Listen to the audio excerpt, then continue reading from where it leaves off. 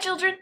So we are getting ready for math testing, and you are all brilliant and wonderful already, but we need to make sure that you are able to show exactly what you do now. So we're going to do some review lately.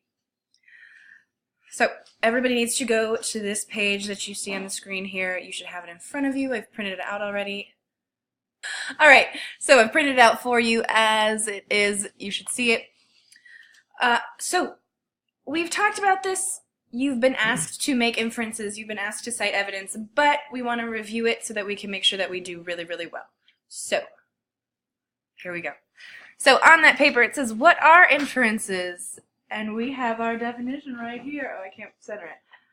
Okay, so making an inference means that you are drawing conclusions based on available evidence. Okay? So go ahead and pause this and write it on your paper. Drawing conclusions based on available evidence. Okay? And when we are doing this, we want to figure out a way to make it a little more tangible, a little less abstract. So we actually do have a formula for you. Let's see, is it in it? So, to make an inference, you use your background knowledge with text clues. So if it's something that you already have absolutely no idea about, it can be really, really hard to make an inference. But that's why we work really hard to build up our background knowledge. So we have Liam, and Liam likes to go outside, and we know this. So if I open the back door, I can infer that Liam is going to try and run out because I already know, based on my background knowledge and the fact that I can probably see him standing there in front of me looking outside. Okay? So you use the things that you already know. Oh, his claw got stuck. Use the stuff that you already know in order to make your inferences. So we're going to do a little practice, and then you are going to hop on Google Classroom and do it by yourself. So while I'm going through this, you want to make sure that you are following along while I read it. You don't just want to sit there mindlessly. I tell you this every single time that you are reading or anything. You're not just gazing into space and listening. You want to pay attention and read it for yourself. Okay? So, look, and now I moved it so you guys can see. So we're going to start here. It gives us one statement and then three options, and we're going to figure out which one we could actually infer, which one actually makes sense, okay? So we have number one, and it says blood cholesterol used to be thought of as a problem only for adults. So based on that statement, which of these three choices are we actually able to infer? So we could either infer A, blood cholesterol is no longer a problem for adults, B, only children have a problem with blood cholesterol, or C, it affects both adults and children. So now we have to go back to our little mini text and try and see what our clues are. So where it says used to be thought of as a problem only for adults, that is our clue. It's not saying it's no longer a problem for adults, and it's not saying like, all these kids have tons of problems with blood cholesterol. Our answer is C. Wait, maybe C. It affects both adults and children. Okay? Number two. Oh, my face is in the way again. When apple growers talk about new varieties of apples, they don't mean something developed last month, last year, or even in the last decade. So, which of these three can we pick?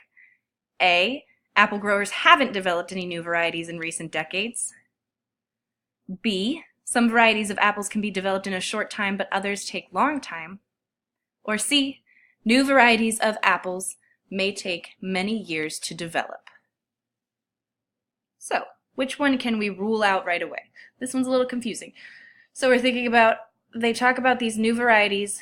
They're not saying they developed it last month, last year, or in the last decade. So we can pretty much get rid of B, because B is just making some weird blanket statement that we really have no actual evidence to support. So now we're torn between A and C. Apple growers haven't developed any new varieties in recent decades, or new varieties of apples take many years to develop. So which inference actually makes sense for us to do? Have we been given any actual clues in this text that there has been absolutely nothing that's been developed recently? No. But we do know that they do take many years to develop. Okay? We have one more practice that we're going to do together before you are off on your own. Make sure that you're following along as we read this. So this is going to be more similar to what you'll actually be doing in the future and what you'll be asked to do throughout all of your schooling. Very rarely will someone give you one sentence and be like, make this inference. So today was a special day in Miss Smith's class. Some of the children were walking around the room, some of them were standing in small groups, and some of them were at their desks putting finishing touches on cardboard mailboxes.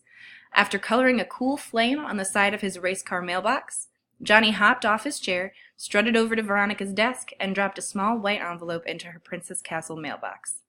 Veronica blushed and played with her hair.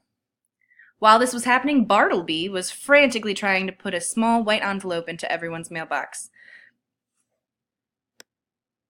After giving one to Miss Smith, Bartleby pulled out a medium-sized red envelope from his pocket. He blushed and tried to put it in Veronica's mailbox, but it wouldn't quite fit.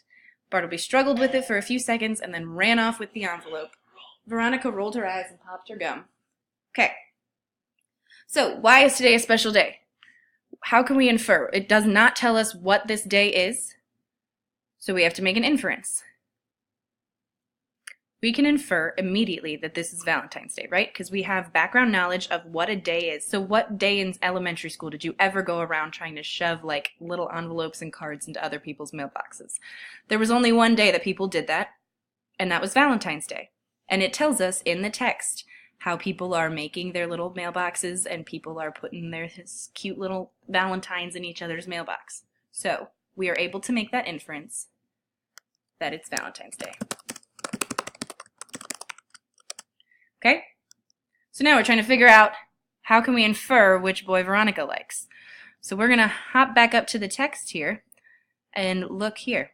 We know from our background knowledge that oftentimes when we think about somebody having a crush on each other or something, they will like blush and do like little cutesy things. So we see that after Johnny does this and puts his like Valentine into her little mailbox, she blushes and plays with her hair. So because of that, we are able to infer, let me spell it wrong, that Veronica's got this crush on Johnny. And our last one, little Bartleby with his terrible name. So he's frantically going around, very stressed out, trying to do everything he needs to do. Then he goes over to Veronica's mailbox, pulls out something that's actually bigger than everything else, and tries to put it in Veronica's mailbox. So, it's not fitting. Why does he then run away? Well, he blushes when he tries to put it in there, and we can also see that it is medium-sized compared to this small white one. So he has like this special one for Veronica. He tries to put it in, and he can't get it to fit. So we can assume it's because Bartleby likes Veronica and is embarrassed that he can't be more suave, that he's not cooler about things. He can't quite figure it out. Okay, our final thing here before it is up to you to do this. What does it mean to cite evidence? For the most part, we know this. I just wanted to review it, because sometimes we have people who give me like really good examples, but you're not actually citing the text. So when you cite evidence, you are actually pulling a quote. Ooh, I spelled everything wrong. You're actually pulling a quote from the text to support what you're saying. Okay? So it is actually putting it in quotation marks, starting off with, in the text it says, blah, blah, blah. Okay? If anything ever actually uses the word cite, you should always be putting that in quotes. Citing means putting it in quotes. Okay. We're good. Stop. Don't do anything else. Get on Google Classroom and go and complete task 1. Then you are moving on to Code Talker Chapter 4. All right.